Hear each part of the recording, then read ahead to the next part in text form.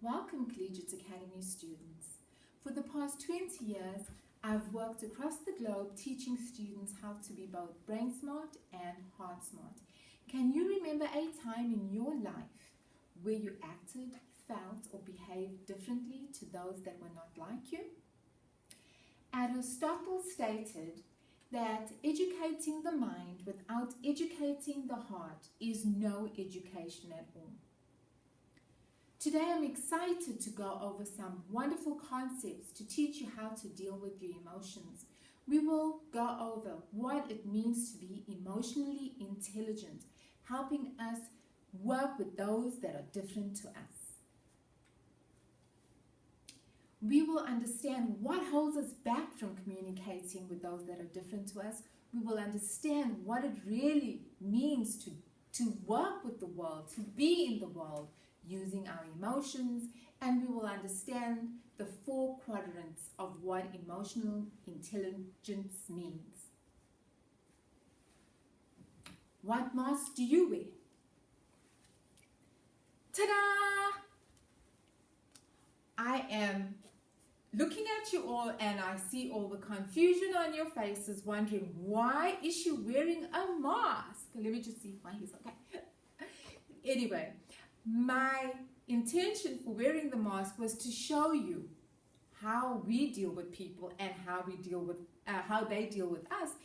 My name is H.Webber. I am from South Africa, the Rainbow Nation. Why are we called the Rainbow Nation? Because we come from as they say, a melting pot of cultures, languages, people, religions. All of us, there are so many of these concepts, these people in my country, and then we are all called the Rainbow Nation. Again, my name is H.Webber. My mask is off and I've revealed myself to you. We all go through life where we wear masks, and these masks hold us back. They hold us back from people getting to know us. As you were all so confused, she's talking, but she's got a mask on. We don't even know her name. And that was the crux of what I wanted to show you, is we need to go and show people that we are genuine, we're authentic. We don't have a mask, we're not hiding behind it. How else are we going to deal with the world if we don't show people who we truly are? We don't get to know people, we don't allow them to get to know us, and we just go around wearing these masks. And life is about exploring, understanding, discovering, and when you wear a mask, you just hold yourself back from experiencing so many wonderful things. Then we have to understand why we wear our masks and why don't we communicate with people, because we have these barriers because of stereotypes or perceptions. Perhaps you had a bad experience with perhaps a Chinese person, and for that reason you have the stereotype, this bias about Chinese people, that they're all the same, they're all bad, they're all negative, just because of your one experience with a Chinese person. And then you don't even eat Chinese food anymore because of this Chinese person. Is that fair to all the Chinese people? No, it's not. But that's how the mind works, you know. The brain tells the heart, you better not deal with Chinese people again because your heart has been broken. We are not dealing with them anymore. They're all the same, and that's really not true. That's not the way to go through life. You know, I can talk about my personal experiences in life. You know, especially traveling across the globe, meeting so many people. I have been biased. I have stereotyped people before because of the way they treated me, and therefore I would always have my mask on when I was around those people, and this held me back from really understanding people and understanding their cultures, their beliefs, their values, especially if they weren't like mine. Then my mask came up, I had like 10 masks on. So if at the end of the day, if I didn't really get in tune with my emotions, I would not have been able to better speak, better be able to relate to people across the world. And today I can proudly stand here and say I have friends from everywhere in the world, because it's all about respect and understanding. So when we go deeper into what emotional intelligence means, it goes like this. Emotional intelligence is basically understanding yourself and thereby understanding other people better. If you go through life not understanding who you are, how can you better understand those around you? You don't know yourself, so that will hold you back from knowing anybody else. The 4 quadrants of emotional intelligence, they're pretty basic when you look at them. Daniel Coleman is one of the renowned emotional intelligence authors, and he wrote one of the most amazing books on emotional intelligence. I have provided you with the resource, which is on your notes, for when you leave the class, to understand a more deeper concept of what it means to be emotionally intelligent. We will go over self-awareness. Self-awareness means understanding who you are, your confidence, who you are internally. Are you confident? Understanding your strengths, your weaknesses, working on your strengths and building on your weaknesses, and having these 2 meet. They sometimes won't meet, but they can be close. They can be close. Weaknesses can just be below the strengths. But that's understanding who you are, how you deal with yourself. You have to know how to deal with yourself first before you can deal with anybody else, especially those that are not like you. Then we go over social awareness.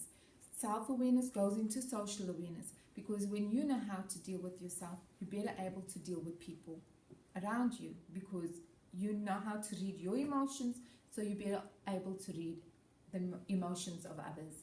Then we go into self-management. Self-management means where you know how to deal with conflict, you know how to deal with your anger. Basically, when you get angry, in your mind you'll say to yourself, keep calm, don't sweat the small stuff. And therefore you know how to deal with people that are perhaps your teachers. If you feel that your teacher is just working on your nerves and you just don't understand why your teacher is doing that, go do some yoga, do some meditation, do any one of those things to calm yourself down. That is what self-management is. Don't just get angry over anything. Don't sweat the small stuff. Breathe in, breathe out, enjoy life. And then we talk about relationship management. When you know how to deal with your emotions, you know how to build relationships. Essentially, you know how to choose the correct friends. You know how to, when you're older, choose the correct partner. You know what you want because you are confident with your emotions. You know, because let me share one concept with you. When you're feeling your lowest, you will choose the worst. Therefore, always go into the world and be confident. Know your emotions. Know that you are the one that grows the seed that you planted into the ground. Meaning that you have to consistently water that flower, water it, and then it will sprout. And that's how your emotions work. Like a flower, it blossoms, it blossoms, it blossoms. I can relate to a time when I didn't have strong emotional intelligence at school. I was not confident and I lacked emotional intelligence. And with that, I would just go into a corner and be by myself, not literally, but in my mind. And that held me back. Although I was very intelligent as a student, my emotions were not intelligent. I was a dum-dum when it came to emotions. And as time went by, I read more books on motivation, on how to build my strength, and I'm so grateful to have come across Daniel Goleman's book on emotional intelligence, because that was a life changer for me. That was where I knew that this life has to be better, and I need to learn how to appreciate the world around me, because I essentially want to be a change agent. That's what I told myself back then, and today I am a change agent, and I'm proud to say so. When we deal with rainbow audiences, as I told you, I'm from South Africa, the Rainbow Nation, and we have to show people that are different to us that we respect them. We understand their beliefs and values, although they're not like ours, although they don't behave like us. We have to show respect, and that's where the golden rule comes in. Treat those that are different to you the way you would like to be treated. Once you know how to treat people that are different to you with respect and authenticity, and most importantly, love, the world is your oyster. To quote Mother Teresa, she said, the most terrible disease in the world is to feel unloved and unwanted. And that's how people that are different to us, especially if they come into a situation where they're the minority, that's how they feel. They feel unloved and lonely, because we have our masks on, we're not receptive to them, and that's not the way we need to go through in this world. We have to open those barriers of communication, knock them down, because we are the change agents. That's where I say you have to put yourself in that person's shoes. If the roles are reversed and you are in their country and you feel that you are just depressed, you are not happy, there's no communication, there's just this barrier, they don't understand your culture, they don't understand the way you act. For example, Chinese people are more, there's no face contact, direct, when they greet you, and you are like, how's it going? And they don't understand why you act that way, because they don't understand your culture and you don't understand theirs. That's where the two cultures have to come together and get to know each other and understand why they act the way they do. And that's where we just meet. We meet.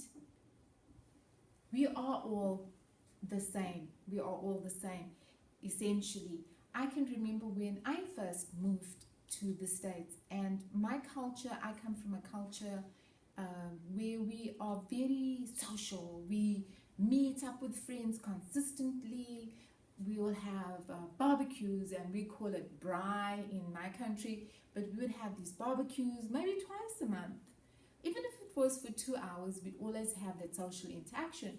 And when I came here, there was no social interaction, and I couldn't understand that. And this is many years ago. But essentially, as time went by, I understood that, it's not the same. And maybe in a different community, they have braais, barbecues all the time. But in my community, there's no social interaction. And that's the culture of my community. And I got to understand that and accept it. We need to understand that life is beautiful. We need to go through this world understanding that on the outside we may not be the same, but on the inside we are all the same. You are, as you all sit here, beautifully intelligent, book smart people, students. And I am confident, and I know that once you really hone into what emotional intelligence means, you will have a better understanding of how to approach the world, how to move, how to act, how to behave. You need to know that you have to combine brain smarts and heart smarts to be the future world leaders, to be those students that are going to make that social impact in the world. The global world depends on your